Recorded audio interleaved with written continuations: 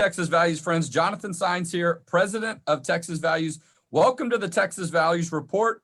It's great to be with you to talk about the issues of faith, family, and freedom on another glorious week in the state of Texas, as I like to say. But you know, this day is something that it's hard to use that word when we talk about it. But you know, while there has been a lot of concern when you think about the issue and the date of January 22nd, 1973, 48 years ago to this day, a court case that started in Texas was decided, Roe versus Wade, which allowed for abortion on demand throughout the United States. And so we're going to talk a little bit about that today, something of great concern that we've had in our work for many years. But you know what? There are some good things to talk about that we can consider glorious, and we're going to get into that discussion. And I've got two great guests that are going to talk with us today. If you're watching on video on Facebook Live, like it, share it. If you're watching on other formats, subscribe to our channels, do all that stuff so we can multiply our impact and our effect on this video. We're going to go for about 20, 25 minutes, going to have a great conversation. I'm glad that it's not just me. I've got my great friends, Lauren Muzyka, who heads up the group Sidewalk Advocates for Life. And I've also got our great friend, David Bereit, who helped start the 40 Days for Life movement and continues to do great work for life, for religious freedom, for marriage and family. So many great things that he's doing out there as a part of his faith and a part of his ministry. And so, you know, really great to have the two of y'all on today. Let me start with you, Lauren. You know, we were talking off the air before we started. I've had the pleasure of getting to work with you for many years, going back, years when you were training, when you were going through law school. I know you're a proud graduate of Texas A&M University, went on to law school at Ave Maria, but have continued to distinguish yourself on the pro-life issue and doing such great work in leading Sidewalk Advocates for Life. Thanks for being a guest today and joining us today. Thank you. It's great to be with you, Jonathan. Such a pleasure. Well, look, you know, from one Texan to another, you know, we have a lot of pride when we think about being from Texas, being Texans, but then you think about the Roe versus Wade decision. A lot of people don't realize this is a court case that started in Texas. And so for many of us, we see that as a responsibility to do something about it. But that also has given us an opportunity through the work that you're doing and others to make an impact on the lives of people every day who not only don't realize the case started in Texas, they don't really realize what the issue is about. Many of them don't even know a lot of the information when it comes to an unborn child. But the work that you do, you're able to meet people a lot of times right there before they're making that decision, and it's so important. Yeah, absolutely. Well, Jonathan, as you so aptly reflected, I think it's important that we all pause and remember that because of this Supreme Court case, the Roe versus Wade decision that was handed down 48 years ago on this day, a decision where 7 men on the Supreme Court imposed abortion on demand on all 50 states. It's important to remember the more than 60 million children who have lost their lives under the banner of so-called safe and legal choice, and the mothers and fathers and the families who have been forever impacted by that decision, including our culture, our country, our world. But I was also reflecting this morning on how God's people have stood up and shown up as people of faith and conscience have rallied together to respond to the crisis of abortion. We are seeing miracles on the local, state, and even national level. I know a lot of us have heavy hearts right now because of the change of administration. And we know that there's a lot of proposed policy changes by the Biden administration that we know is really going to challenge our work. You know, the last 4 years, it felt like we were kind of swimming with the tide. We even had our president and vice president showing up at the March for Life. And now we've got an administration that feels like it's going to challenge our work at every turn. But what I want to remind people is that, again, as God's people have responded to the call to speak up for those who cannot speak for themselves, again, we have seen thousands of preborn children saved every single year. In the ministry that I do, Sidewalk Advocates for Life, we go to actually where abortions are taking place to affect change.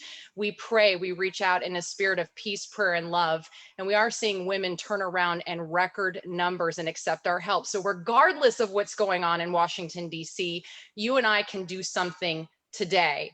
You know, another thought that's so important. Sometimes I hear people say, oh, well, we need to forget about Washington, D.C., just work on, the cultural, the grassroots level. I'm a big believer as an attorney that we actually work on both levels, which is why I love the work that you do, Jonathan. I know you really do work in both law and culture. One pours into the other, even if it's true that law tends to follow culture. So we have hope that as we continue to reach hearts and minds on this issue, that people will vote differently, that we will see a change of administration, that we will see changes as soon as 2022. So I just want to give people hope that because of God's people responding to this call, record numbers of women are still turning around, choosing life. Record numbers of abortion facility workers are leaving the business and finding hope and healing. During the Obama administration, the most anti-life administration to date, they were announcing record numbers of abortion facilities closing every year. That's amazing. Well, and so we're really, seeing a lot more of that around the country. And it's interesting. Yeah. Talking with Lauren Muzyka, also with David Bereit.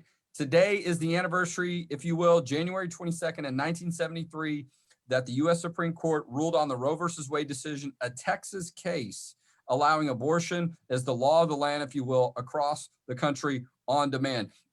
David Bereit, I want to bring you into the discussion. Lauren was talking about the decision by the justices, all men. Sometimes people will bring that up, and I've had them from a young time myself say, you're a man, you shouldn't be talking about this issue. This is a woman's issue. And I remind them, what about the sex of the people on the Supreme Court? Those were all men. Why is it they were able to have a say on that issue? And so we certainly have a vital role, an important role, men, we do in this discussion, but we certainly understand the humanity side, right? What it's like, and not ever walking in the steps of a woman, but certainly still being able to appreciate the humanity and the preciousness of an unborn child. And for many of us, being fathers and husbands ourselves, realizing how important that relationship is when sometimes women feel like they're in crisis. But I want to say one thing too, and this is what you've been a part of through 40 Days for Life and other movements, the power of prayer. And that you've brought so well from Texas A&M to go around the world with your ministry. You've seen it probably better than anyone, how prayer can change hearts and minds. Yeah, Jonathan, well, thank you so much for inviting us to be on the show with you here today. And I'm going to touch on both those points. First, on the point about men, and then I'll come back to prayer. I'm always amused. Those who say men should stay out of this just celebrated the inauguration of a pro-abortion president named Joe Biden. He's a man. Why didn't they say, well, we can't vote for him and we can't support his inauguration? You also recognize that the majority of politicians who are proponents of abortion across the country at the local, state, and national level are men, and the majority of abortionists are men. So we just realize it's just a talking point. It's just they're trying to silence half of those who recognize the injustice and the harm of abortion. And frankly, we as men are wired and built and created to be protectors and providers. We need to speak up for those who cannot speak for themselves and recognize that half of those who are losing their lives in the womb are women and half are men. So we have not only an opportunity, we have an obligation as men to be engaged in this movement. And I'm so thankful for the men who stand on the front lines, shoulder to shoulder, arm in arm with the women like Lauren Muzyka, Kristen Hawkins, Abby Johnson, and so many others. On the point of prayer, I think for all of us, we realize that when you look at currently, you look at the situation in Washington, D.C., and you say, oh my gosh, it's so daunting. The administration, the House, the Senate, controlled by pro-abortion politicians. You look and say the Supreme Court, we've had hopes there before, but is Amy Coney Barrett going to swing it? I don't know. Or you look at the situation of the media, or big tech censorship right now, and you say it's impossible. Are you kidding me? End abortion? That's impossible. But we have to realize as people of faith that with man, you're right, it is impossible, but with God, all things are possible. And that's why we pray. That's why we fast. That's why we bring our faith into this work. We don't set it aside. We don't silo it. We don't only have faith on Sunday and then everything we do the rest of the week has nothing to do with it. And that's why the work of Texas Values is so important. It's the integration of faith into everything we do in the public square, in our communities, in our neighborhoods. So it's vitally important that we as people of faith don't hide our faith, that we live out our faith courageously, a faith that tells us to speak up for those who cannot speak for themselves. And who is more voiceless right now than the preborn child in the womb and the mother? So our faith is vital, men are vital, and this is our moment of opportunity to do more good for the pro-life movement than we've had the opportunity to do in these last 48 years since Roe versus Wade was imposed upon our nation. Well, and look, we just finished a year where there was a lot of talk about health and a lot of talk about well-being, and really coming into touch with a lot of things about how precious life is, right? How essential it is to have life, if I could state it that way, from a lot of the, the use of that term last year. And I imagine we'll see more of that, us really becoming in some ways more sensitive to the loss of life. And none of that should be diminished or thought of any less. But that's something that we grieve about year after year when we think about the Roe versus Wade decision. We think about the approximate amount of 50,000 abortions every year just in the state of Texas. Now, that number has come down quite a bit because we've been educating people, we've been praying with them, giving them more information, having more of an informed choice, standing alongside them through that journey. But it's still a pretty high number. And one thing that we continue to do every year, which is I'm excited that you're a part of this year, David Bereit, and so is Texas Values. And I'm going to do a screen share here too, so people can see this. This is I lost my screen here. This is the Texas Rally for Life that's coming up. For those watching on Facebook, this is Saturday, January 23rd from 2 to 4. Go to this website here to get more details. There's a live caravan. There's a live stream. We're not going to be doing it on the south steps of the Capitol as we usually do it because of a lot of the virus issues and so on. But that doesn't mean that we're not going to continue to have this event and get together. You're going to be a part of it, David. And I know whether you're virtual, you're in a caravan, wherever you are, the energy you bring, the passion, and really that authenticity to this issue, I think, is going to be very inspiring to a lot of people. And I'm excited that you're a part of it this year. And Jonathan, if I can just share a couple of quick thoughts about that. First of all, I hope everybody can join us. If you're in the Austin area or within a 3-hour drive, get in your vehicle, join the Life Caravan. It's going to be an amazing display of the strength and unity of the pro-life movement, driving around the perimeter of the Capitol in a loop throughout Austin. It's going to be a powerful visual display that's actually going to be more prominent to the media and to the general public than just gathering in the Capitol grounds. If you can't, join the virtual event. It's going to be amazing. And a lineup of speakers includes Governor Abbott and many others, some Texas leaders, and there are many that are unannounced that will be joining from remote locations across the Lone Star State. But here's the point I want everybody to take away from this. You are so blessed to live in the most pro-life state in the union, and the state that, yes, bears the responsibility of having brought the case that imposed abortion upon America, but I believe the state that has the responsibility to end what began in Texas. And when I travel, not only all across all 50 American states, but dozens and dozens of countries that I've visited, everywhere I go, people talk about the pro-life movement in Texas as the inspiration and the leadership that provides hope for the rest of the world. So literally, this is a moment at this time where we may be grieving the situation in Washington, D.C. We may be hopeful about Amy Coney Barrett and the makeup of the Supreme Court. We say Texas stood strong during the election, but still there are challenges. This is a moment to come together in force, virtually in the Life Caravan, to send a message not only across the Lone Star State, but to the nation and to the world that Texas is pro-life, and Texas will continue to lead the way until abortion ends. And it's going to happen in Texas, and it's going to happen throughout the country and around the world. Well, speaking of Texas, our legislative session has started, so that opportunity for us to do something at the state level, which we've done for many years. Texas Values has helped lead efforts the past 4 legislative sessions to pass pro-life laws. We still got our work cut out for us. That website is texasrallyforlife.org if you want to get connected for the event on Saturday. Lauren Muzyka, you know a lot about what happens at the Texas legislature, even though your work is all across the country. But, we feel that somewhat sense of responsibility to some extent with the court case starting here. But I'm excited for the work that you're doing. You've seen the policy side, you've seen the legal side, but you're so involved on the heart side of what's happening every day with women that are considering this decision, meeting them right there where they are. Tell us why that's been so important for women to know they've got someone there that cares. And then that's, allowing them to receive information to make that decision for life.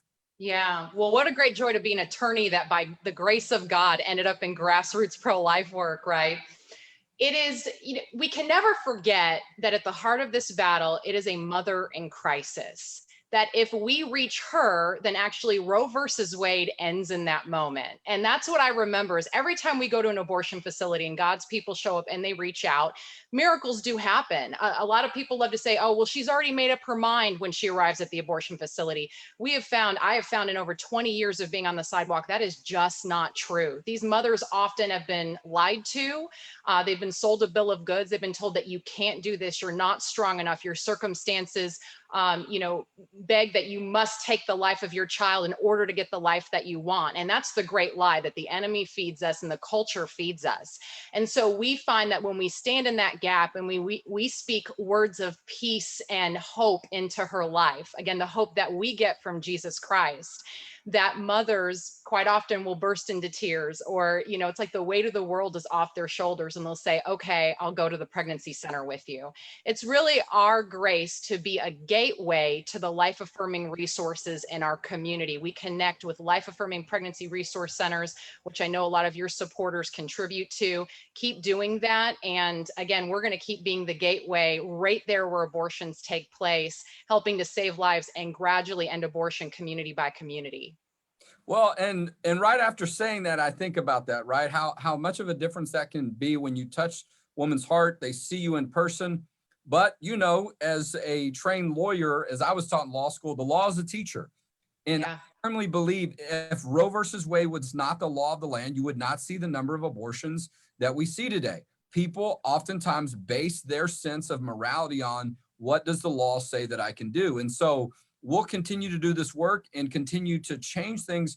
But with that court case still there, it seems oftentimes, and that's not all there is to it, but as long as it exists, it's something that we need to be making efforts to show people the concerns that are there and the difference we can have and the right to say this should be revisited by the U.S. Supreme Court. A lot of people talked about that with Amy Coney Barrett getting confirmed, the most recent U.S. Supreme Court justice. I mean, you think about that. How were they able to do that in a short amount of weeks right before the election? Wow, it almost seems like a miracle.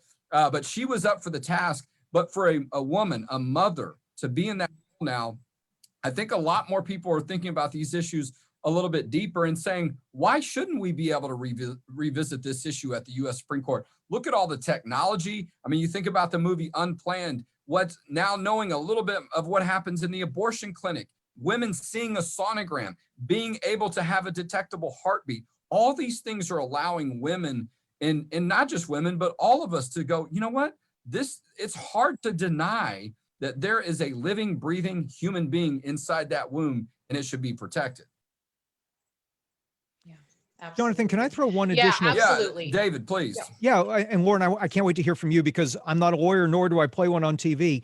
But one of the things that I think people don't recognize is even if we have cases, and there are some that have been filed literally in recent weeks that could directly challenge Roe v. Wade, cause the court to revisit it, possibly cause erosion of the case, and even potentially overturn it, is when, not if, when Roe versus Wade is eventually overturned, all that will do is throw the decision back to the states. And that's why it's more important now than ever for us to locally and statewide organize and be strong as a pro-life movement. So again, understanding what we do now matters more than ever, because now we've got a court that potentially could revisit and potentially overturn Roe v. Wade. We have to be ready for that state-by-state battle. The abortion industry is ready. They're preparing for it. We need to be ready for it. And in Texas, you can win that fight. Well, and a lot of the efforts too at the state level, when laws are passed that are strong, they really set up that conflict or that situation where now you can have something that, obviously the other side is likely to challenge. Then you have an opportunity to be up at the U.S. Supreme Court and have these issues dealt with and find out what now a new set of Supreme Court judges think about these issues. And so that activity is happening right now. And so I want people, you go to our website, TX, sign up for our email, all these different things that are going on right now at the Capitol. I know last session, David, you were one of our speakers. We're doing that event again, our Faith and Family Day on March 17th. But you can come to the Capitol. You can engage on any day. Those efforts to pass these laws, to put them in place, to get them voted on in committees, all those things are starting, and they're going to start moving very quickly. The state level is where you can really start this effort to see what's going to happen for Roe versus Wade. But then to David's point, when it comes back to us, we need to make sure we're ready to say where that line should be drawn. But Texas continues to be important, this conversation, but it is a national dialogue. You look at the impact that another Texan, Abby Johnson, was able to have in her speech last year. You look at some of the work of like Lila Rose and people that are young folks that are now younger than me, thankfully. Okay, I was born in 1973, so now we know how old I am, and coming up in September. But that's how long it's been going on. And you think about how really I think the approaches have been refined, and people can authentically see that this is truly a life issue. This is a human issue that all people can care about and does not have to be partisan. You see people that are Democrats as well as Republicans that care about this issue. And so, but when I think about where Texas is in this equation, I do think about that responsibility. And I do think that, whether or not it's going to be this year or very soon, whether or not it's under a Biden administration or whatever, all we have is today, and we've got momentum, Lauren. And that's what I think a lot about when I see young people more engaged, and I see a lot of new voices and a lot of new activity. And I see people from the left, right? Democrats, members of Congress, Tulsi Gabbard, filing pro-life bills. I think that's something that we can take a look at and be encouraged and let people know there is a lot of unity or a lot of bipartisanship, if you will, and a lot of common ground on these issues. Yeah, absolutely. Jonathan, one of my biggest takeaways in interning with you is that Texas is a trendsetter state, and that a lot of states are watching what happens in Texas and learning from Texas and doing what Texas has done, right? It is such a pleasure to be in the, greatest pro-life state in the entire country. We stand on the shoulders of giants, those of us in the younger generation. We continue to learn from wisdom that has gone before us. I was especially reflecting on that as we lost, Joe Scheidler of Pro-Life Action League earlier this week, who's known as the godfather of peaceful pro-life activism. His inspiration, I know, is carrying me forward. He's one of the inventors of sidewalk counseling. And if not for the foundation that he laid, we wouldn't be seeing the victories that we are in Sidewalk Advocates for Life. And so I'm very grateful to people like you. You're not that much older than me, Jonathan, so I can't put you in the generation ahead.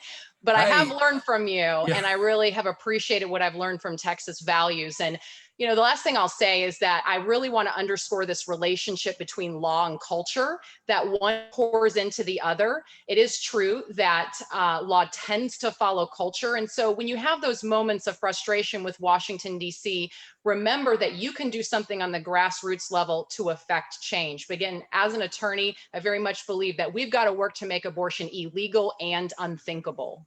Absolutely. All right. I got 30 seconds left with y'all. I want to pull David Bereit back in again. Speaking of law and policy, Governor Greg Abbott's going to be at this Texas Rally for Life tomorrow. That's a pretty good sign for the state of Texas when the governor is really kind of your lead or keynote speaker right in the middle of a legislative session starting. David, I know you spent a good amount of your life in Texas at Texas A&M, and that's encouraging to see Governor Abbott leading this effort, and excited for you to be a part of it. I'm hoping for some big numbers tomorrow. I think it's going to be super exciting. Yes, Governor Abbott headlining it, Senator Donna Campbell from Texas Senate District 25, Bishop Vasquez from the Diocese of Austin, Abby Johnson will be there. I'm actually going to be the only remote person that's not going to be there going through because of social distancing on the stage near the Capitol where they'll be broadcasting from. It's going to be an amazing program. TexasRallyForLife.org. Texas Values is on the forefront of this as one of the host committee members helping to organize and promote this event. You can certainly follow the event on the Texas Values Facebook page, but it's going to be exciting. It's going to be invigorating, and it's going to, yes, reflect that we have challenges, but it's going to tell us how we can be a part of the solution to be that voice for the voiceless and save more lives than ever before until that day when abortion ends and no more women cry and no more children die. Absolutely. David Bereit, Lauren Muzyka, thanks for being our guest today on the Texas Values Report, and thanks for all that you do for the promotion in the issue and the protection of life. Thank you. God bless. Thanks, Jonathan.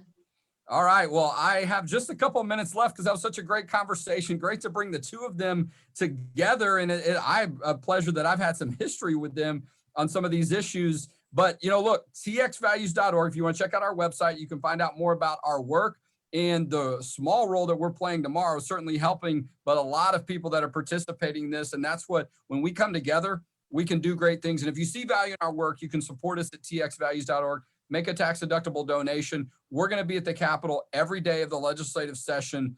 That's really the heart of what we do, helping pro-life laws, helping religious liberty laws get passed. We only have 5 months. We only meet every 2 years, okay? It's a small amount of time that we have, but somehow we can get things done. And that's because of the friendships and the partnerships we have with people like Lauren Muzyka, David Bereit, and so many of the people that are part of the host committee and putting this event together tomorrow. TexasRallyForLife.org. I have lost count on how many of these pro-life events and rallies every year that I've been a part of, but I'm going to close out by just reminding that, I had one small role to play, if you will, suing the University of Houston when I was a law student for the free speech rights of the pro-life group. But the real victory came later because we were able to have an event as a part of our successful lawsuit and be on campus when a young lady came to us with questions. She was pregnant. She was being pressured to have an abortion by her boyfriend. She got information from us. And because of that, she decided to keep the life in her womb. So that was 18 years ago. And it still means a lot to me that I played a small role in the protection of one life. And it keeps me going so often to think about that and how important. We never know when we're going to make that difference. And that's why it's important to get engaged, know the laws, know the good information, and be in a position to share this critical information that literally can be life and death. And that's what we do at Texas Values. txvalues.org is our website to find out what we're doing. And we'll talk to you next week on the Texas Values Report, where we talk about the issues of faith, family, and freedom in Texas.